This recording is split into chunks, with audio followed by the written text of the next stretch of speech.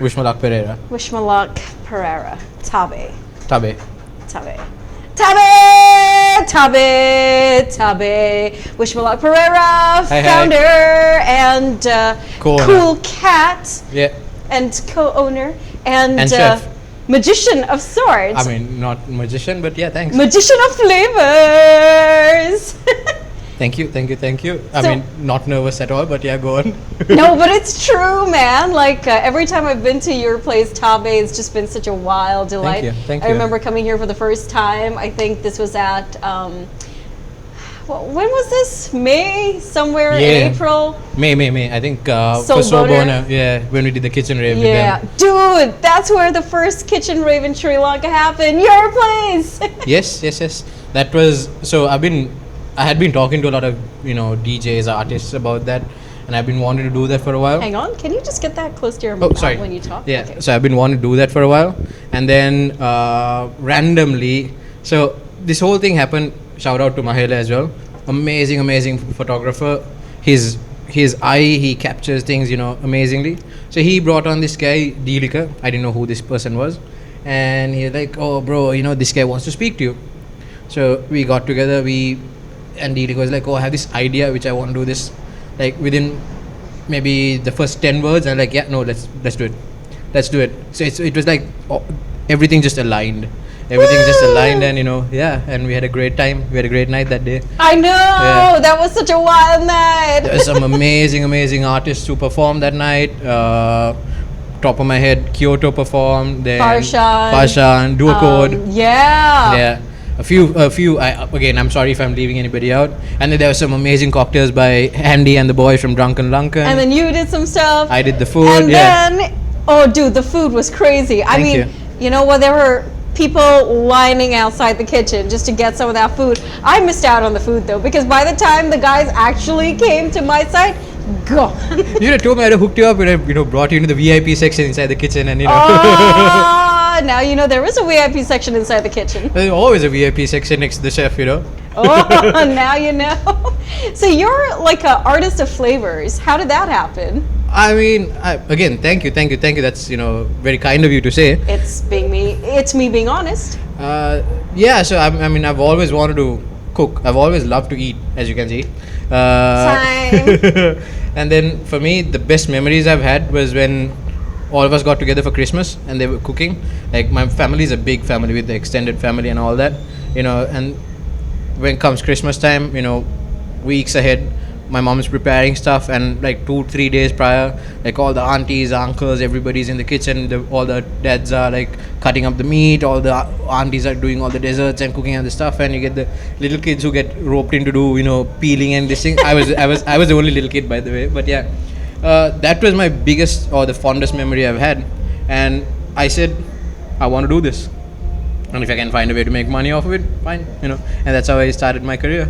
Yeah. But it's interesting how you never went to that, 100% local flavors route. You decided to go Japanese and then infuse some of that incredible flavor and then make this mad amalgamation we know now as Tabe. So my biggest thing after coming back to Sri Lanka was to show the world that, and Sri Lankans, what Sri Lanka truly has. Yeah. Because you think of any restaurant that does any food, 90%, let's say take an Italian restaurant, 90% or if not at least 50 or more percent of their stuff is brought in or imported stuff.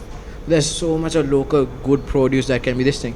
Even Japanese food, there's yes, there are certain things that at the moment is hard to find locally, but again, I'm working with a few local companies, a few local growers, a few local producers.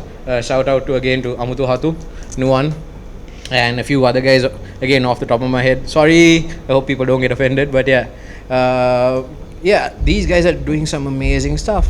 It's just that nobody has, I don't know anybody else who has actually gone and spoken to these guys and said like, yeah, come, let's do something, I want your product in my restaurant, or so most of the stuff that they produce, they give it in very limited quantities out to a few trusted people, or they send it abroad where they think they'll have a better market, which they do because people abroad do value ingredients. Whereas, in Sri Lanka, like let's take the tuna for example, we export most of our tuna and we eat some of the we still eat like good, but we don't eat the best of what we have. We just give it away. Makes sense for me. Open a Japanese restaurant, get the tuna, sell the tuna. And why not? Like, if you Yeah. can work and enjoy quality ingredients, why Yeah. not? So the whole idea is I want to give people a good quality product, but at an accessible price point. Because again, another misconception that people have is when you come out and you eat out, especially now, it's gonna cost an arm and a leg. And something like Japanese food, where the norm is you go out, you have to spend at least a good 10k a head to have a decent meal. Whereas here you come, you eat. I mean, you can eat and drink for about that price, And I'm not talking about like eat a few things. I'm talking about like really, really eat and drink. Wonderful. Bandiful, hitaful. Yeah. So that's it, and that's all thanks to being local. And this is why local ingredients, local suppliers, everyone needs to be appreciated. Yes. Yeah. Now, getting back to you being the master of flavors, what is some of the most craziest things you had to do to come to this point? Because it's never easy, man. I worked with a few amazing people, a few volatile chefs as well. Learned a few things, saw a few things. I've been in many countries. I worked for some big chains, Hilton, Marriott, and then in Australia I worked for a company called Discovery Parks. So I've worked. I've been around and I've seen a few things. I don't know. I think the biggest thing for me was not letting people putting me, into a box. I always try to question the status quo. It's hard. It's a hard thing. I've been kicked out of my house sometimes. I've had a few challenges in life. Certain things people don't understand. Yeah. All those battles. But then it's just being, I guess, stubborn, not to give up and to just follow and hopefully one day things come to fruition. Yeah. And before you know it, you have a place. And again, I'm so grateful for people taking this chance on me, like my investors. Shout out to Colombo Culinary Collection. There's a lot of new and more things coming on from there as well. Keep your eyes open for that. But yeah, and it's you just need that one person to be like, okay, I believe in you. Let's do it. I know. Yeah. And that's like such a blessing. It's such a blessing. Yeah. And so this new place, Yeah. what are the top 3 things about Tabe that people don't know that you want them to know? I don't know, actually. You put me on the spot. I guess, I'll tell you, like, when we started out with this place, we had this idea of creating a space, right? It's a space. Tabe is a space. It's a space, not a restaurant. Unfortunately, we call it a restaurant because that's the only way that I can kind of market it to people, for people to come. I can cook, I can do a few decent cocktails, so that's why I serve that. But it's a space for people to come and enjoy.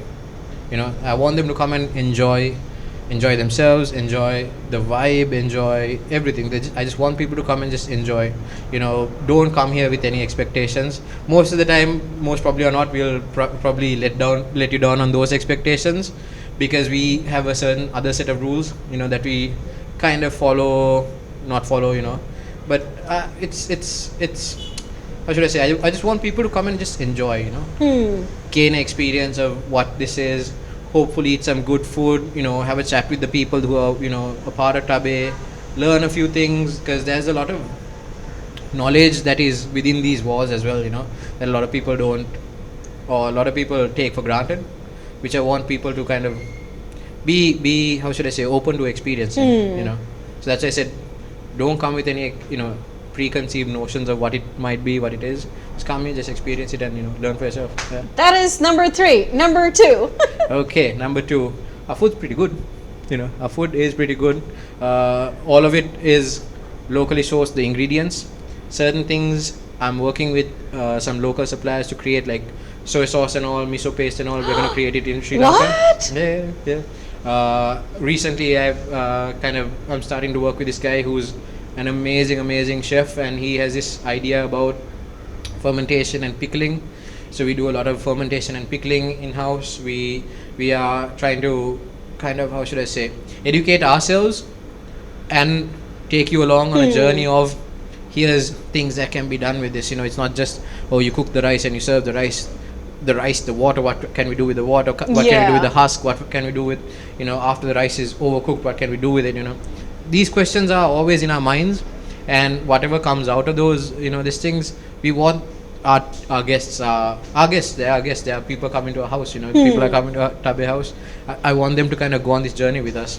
That I would say is number 2. And number 1. Really you put me on the spot. Hey, I know, just come prepared for a good time, I guess.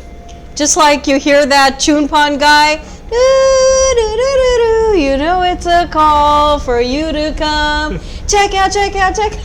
Sorry, not a rule there. Lyricist as well, I guess you are? No. You sure? Write for shit. I just did that because he's right there. Pretty good bars, huh? Pretty good bars. Yeah. Born to be a rapper, no? There you go. And so anything that you guys are doing in the future? We have a few plans going forward. It's just that everything is, how should I say, it's not that things aren't uncertain. It's just that I am such a person that, tomorrow if I feel like, I want to do this, I will, hell or high water, I will do it, right? Japanese pancake with Sri Lankan tuna. Probably. You never know. That might go on the menu. You never know. But yeah, besides that, I don't know. I have no idea. No idea. I just go with the flow. And whatever feels natural or whatever comes out of our crazy minds, we do it, It goes into the kitchen, comes out beautiful. Yeah. It's an experience, man. Tabe is the space, not a restaurant, the spice. Is there anything you want to add in closing, my dude? Yeah, come try us out, come with an open mind, open wallet. I'm kidding. No, just come and just experience us, just come and just chill, just hang, be a part of Tabe, be a part of the Tabe journey, be a part of the Tabe story. Yeah. Because why not? There's only one Tabe in town. There's only one Tabe in town for now. Oh, secrets out. Thanks, man. I will see you when I see you, and Sri Lanka, you know exactly what to do. Thank you.